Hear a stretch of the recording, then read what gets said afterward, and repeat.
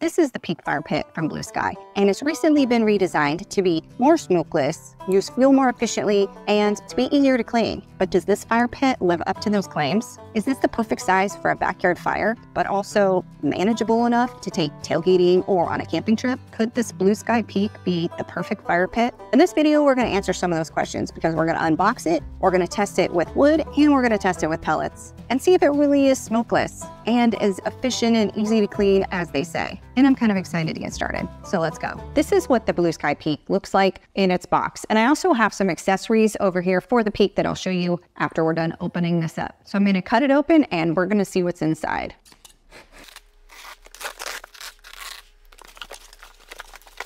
Instruction manual.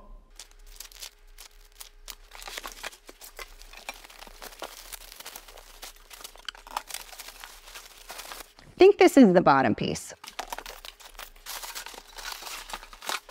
And we got out the last piece. It's upside down. Lift with the legs. Okay, all the pieces are free from the box. This is all that's in there. So it looks like all you have to do is take this bottom piece and stick it in the bottom. And then you get the ashtray. Does it go up or down? I don't know. And then you get the ashtray and put it in the bottom piece. It does have these little notches that you have to fit with the notches on the bottom piece, but it lays in there really easily. And that's it. It is assembled. This Peak fire pit weighs about 36 pounds. The whole pit is 22 inches in diameter, and the whole pit is 16 inches tall. All parts of this Peak fire pit are made out of steel. And according to the directions, it's the design of the fire pit that makes it smokeless. So the way this is supposed to work is that there are 3 big vents on the outside and underneath of this fire pit. There's a hollow cavity that goes all the way around the outside of this thing.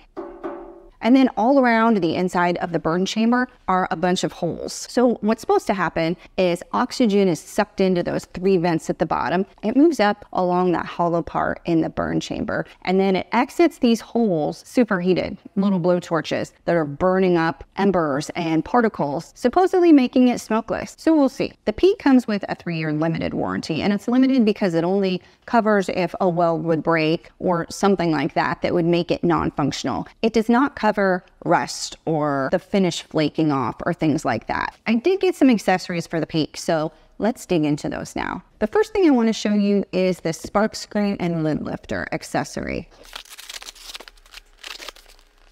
I'm gonna end up stabbing my ribs. This is the spark screen lifter. Lots of tape around this piece. Ew, it's that really sticky masking tape. So beware. I really think that tape's gonna be the hardest part of the whole assembly. So this piece just screws in to this piece. Ooh, more tape on my hand. Voila. Here's the spark screen. And be careful because there's one little baggie hiding in the corner with the piece that we need to attach to this. So this is a threaded eye hook. I don't know if that's the name for it or not, but that's what I'm gonna call it, and it comes with a nut. So this piece screws it into the spark screen in the middle, and you don't need any tools or anything. You can just screw it together by hand. But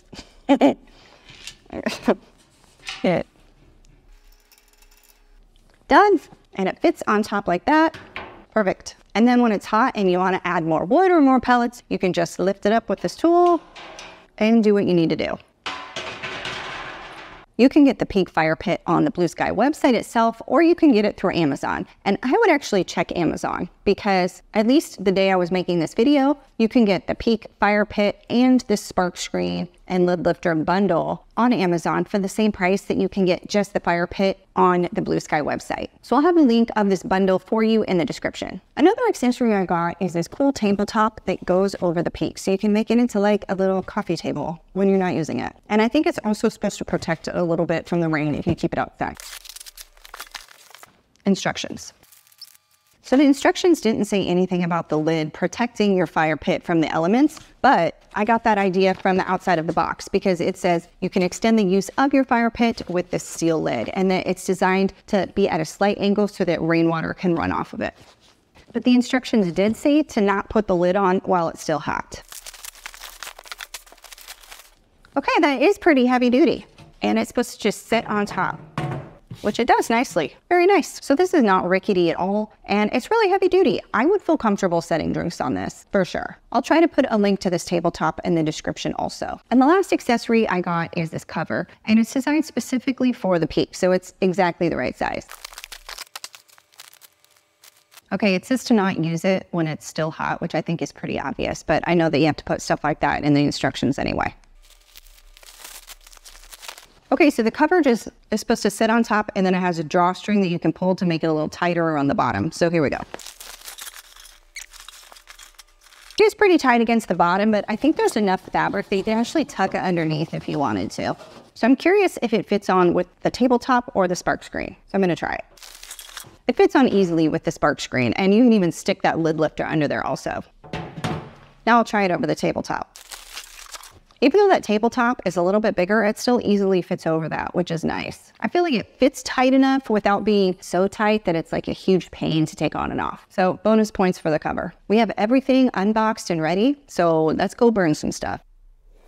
Frog. The instructions said to keep the fire pit 10 feet away from basically anything you can set on fire, like your house or an overhang or a shed, anything that's a little too close. So I've done that in this backyard. And I actually put it on a concrete pad because the instructions said not to put it on wood because it can get really hot and start it on fire. And also know that anything you use this on, like your patio pavers, it might discolor underneath because of the extreme heat of the fire pit. So just know that going in. Some of the reviews that I have read about the Blue Sky fire pit say that they do get incredibly hot. So that's something I'm going to watch for. We have the pit where we want it, so I'm going to put in the ash catcher. And then the grate fits around the handles on top of that, like this. We're going to test burning wood in this first. And to get it going, I'm going to use stump chunks, all natural starter. So I'm going to stick in a couple handfuls.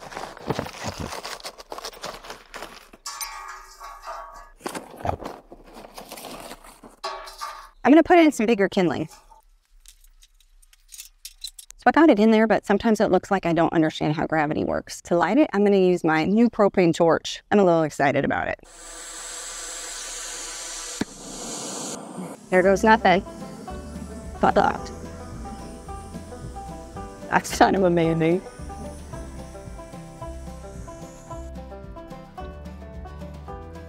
Looks like it's burning really well now. There is some smoke, but the instructions did say at the beginning of the burn there definitely will be more smoke than there should be later when the fire gets hotter. And it looks like it's time to add some firewood. And the instructions said to keep this thing smokeless, you need to keep the firewood below that top ring of holes. I'm gonna do my best.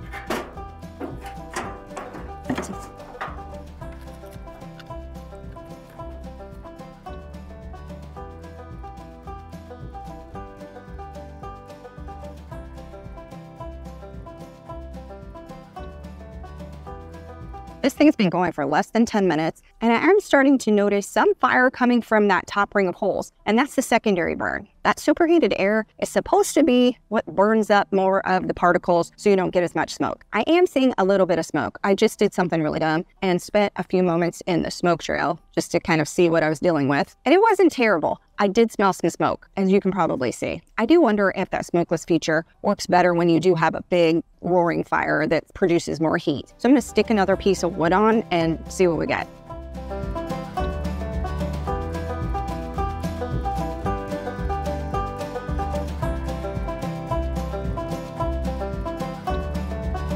As you can see, I ended up adding 2 pieces of firewood because I couldn't help myself. And I think when I did that, that is as full as I would want this to be with wood, because any other wood that I added would have been above those top holes in the fire pit. And while I did see a little bit of secondary burn coming from the holes after I added the other firewood, there is still some smoke. In fact, there's some blowing in my face right now, just a little bit, but it isn't an overwhelming amount. I am starting to see a few bigger embers fly out of this thing. So this is the perfect time to talk about the spark screen. So I'm gonna go ahead and put this on to keep the embers down.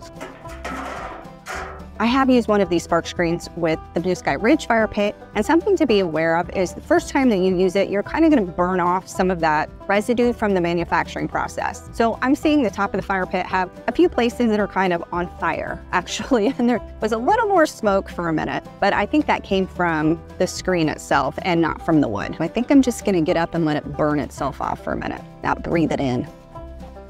I think everyone's mowing. I thought this would be a good time to talk about heat output with the Blue Sky Peak. Right now with the wood, I'm definitely feeling heat from this. I think that this would be a great fire pit if you are looking to add a little heat to your evening. Right now it's kind of warm, so I don't need to add a lot of heat, but camping or tailgating in cooler weather, or if you're in the backyard and it's fall and chilly, this would be a great fire pit for that. So I'm gonna test the heat actually of the outside with my infrared thermometer. So I'm gonna aim this first at the top of the fire pit,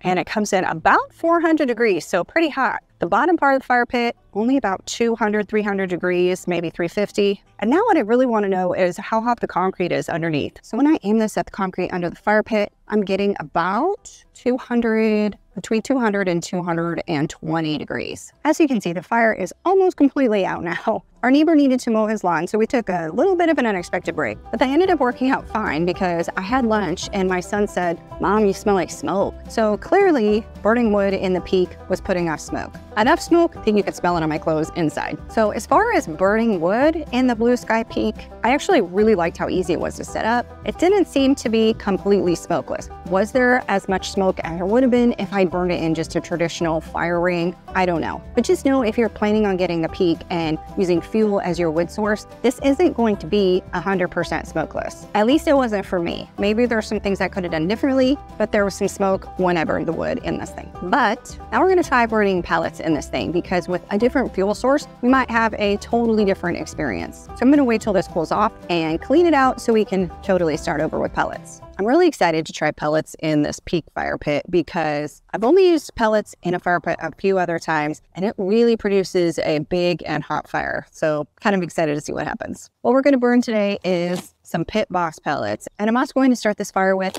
the stump chunks again. The instructions say to add 2 inches of pellets. And actually it said you should never put more than 2 inches of pellets in the smoker to make sure that it's as smokeless as it can be. So I'm going to dump these in. I think it's going to be kind of a lot of pellets.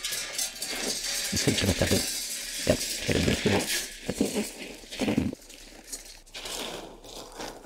think that's about 2 inches. Next, I'm going to add a handful of the stump chunks to one corner of the fire pit. And I actually love this torch, so I'm going to use it again. And if you think it might be something you're interested in, there'll be a link in the description for this also. Here we go.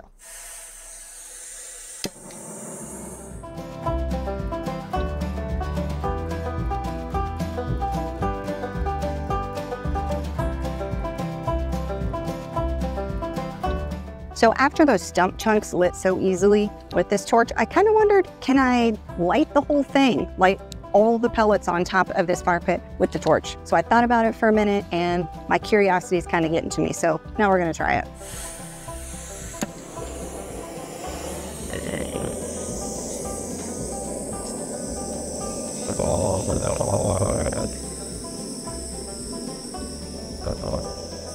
Well, now I know. The pellets really do not light very easily with the torch. I felt like I was gonna use up all my propane. So using a fire starter is definitely the way to go.